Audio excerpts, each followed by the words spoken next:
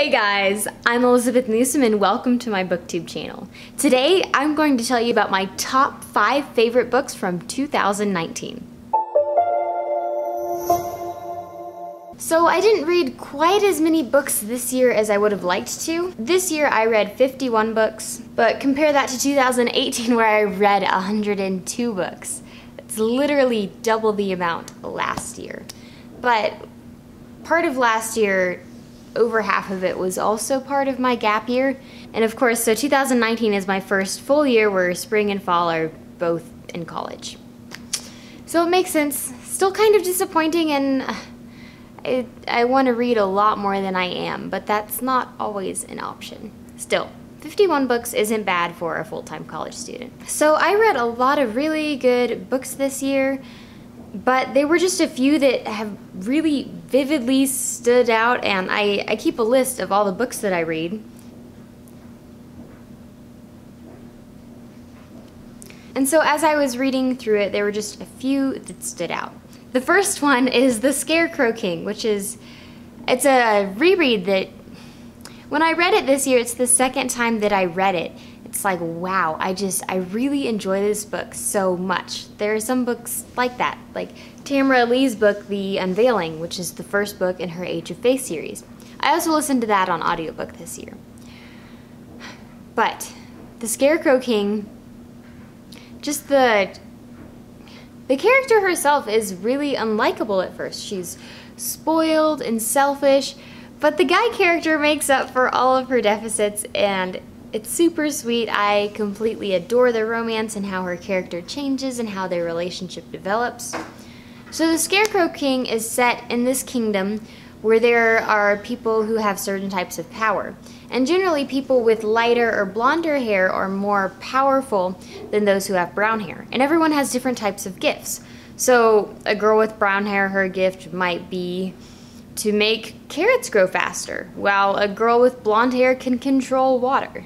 And so the main character in this book is a princess, and she has brown hair, and her gift is that whenever she puts a drop of blood on something, it becomes lucky.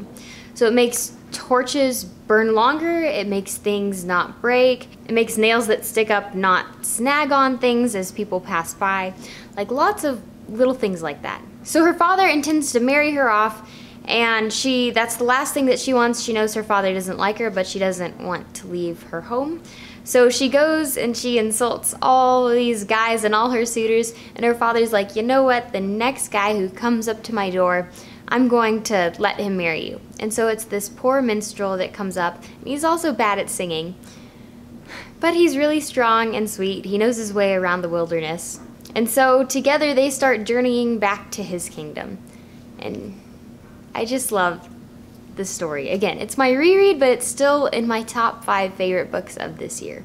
My next favorite is A Curse So Dark and Lonely by Brigid Kemmerer.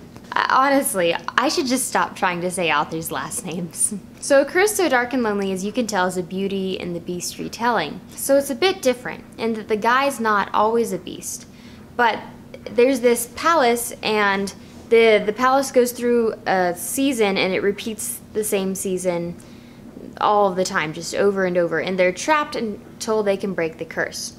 So at the beginning part of this season, the prince is allowed to send his guard Gray to any other worlds or any other times, and to take a girl and to bring her back, and if she can love him, then the curse will be broken. But the thing is, during the next part of the season, the later part, that's when he turns into this uncontrollable beast monster. And so both of them, they can't kill themselves or really hurt themselves, so the guard tries to protect the girl and draw the beast away by doing things like drawing his blood and leaving a trail until the prince turns back. Things go a bit differently than they expected this time, because this time the guard goes off, he finds this girl, and the main character, this is the modern world, and she has cerebral palsy, so she has trouble walking. And she sees him with this girl who's kind of obviously out of it, and she's like, oh no, he's going to take advantage of her. So she comes up to him, and she's about to hit him with this tire iron, And then they get in this fight, and at the moment that he's supposed to teleport back, he's touching her, so he takes her back instead of the girl he had. So the girl freaks out when she gets back, and she tries to attack them, and she eventually escapes from her room in the palace, and she runs off, and then they find these people who are in danger. It's this mom and these children, and they're getting attacked by bandits. So the girl wants to do something, but she's not sure what, and then the prince and the guard come, and they help fix things. So this Beauty and the Beast retelling was just a lot more, it was really fresh and really new and interesting compared to other Beauty and the Beast retellings that I've read, because you have this incorporation of this girl from the modern world brought into a fantasy world, which is kind of what it's like in my book, Captive and Crowned. And then you don't just have them being confined to the palace grounds, but they go around, and the prince, of course, has been staying there to try and protect people since he turns into a beast.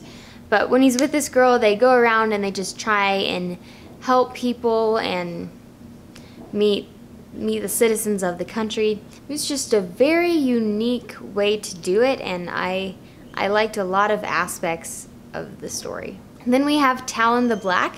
I found this book on Wattpad, but now it's currently available on Kindle. You can find it on Amazon. This book just like sucked me in and never let me go. It's another fantasy story where there's this girl from this modern world and she gets pulled into this other world. I'm kind of noticing a trend now. So she lives on this cornfield farm place, and there's this guy who falls out of the sky, and at first she sees him as a dragon, but by the time she gets to him, he's like a human and he's injured. So she tries to help him, but he has this poison in him that, minor spoiler alert, eventually kills him. And the poison in him is from these things called a Vodar, which is a wraith. And so eventually they come for her, and why they're after him is because he has these dragon stones that have the power to control the Dranger, which are part human, part dragon. They can shift between the two, which is what this guy is. And Talon the Black is the king, because eventually her love interest becomes the king, but it actually takes like a book or two to develop that relationship, because of course she doesn't like him, he doesn't like her, because that guy who died was one of his personal guards and friends, and at first they think that she's responsible, but she's not. So just the whole plot of the story was really engaging in the romance.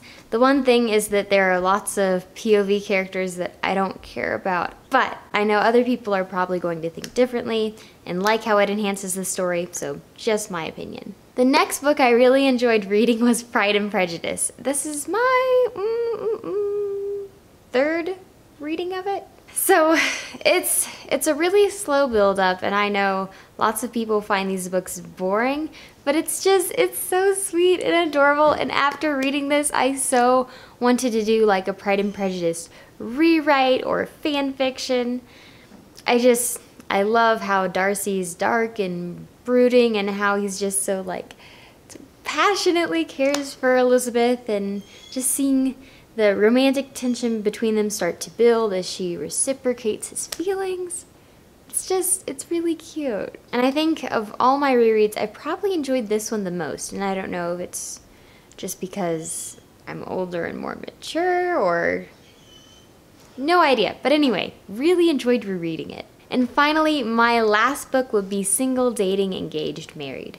So shortly after my breakup, I listened to a podcast series, the podcast version of this. The podcast is the original version of this information, and it was by Breakaway Ministries, and they're at A&M. I really, really enjoyed just the advice there. I should probably listen to that series again.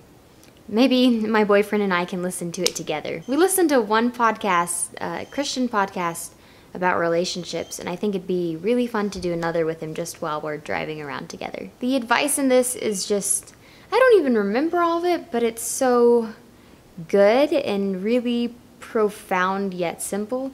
There's this one quote I really like where this guy tells the author that he's just fallen out of love, and the author's response is, "You didn't fall out of love, you fell out of trying." Ooh, I just love the concept behind that staying in love is about work and effort and making a decision, a commitment.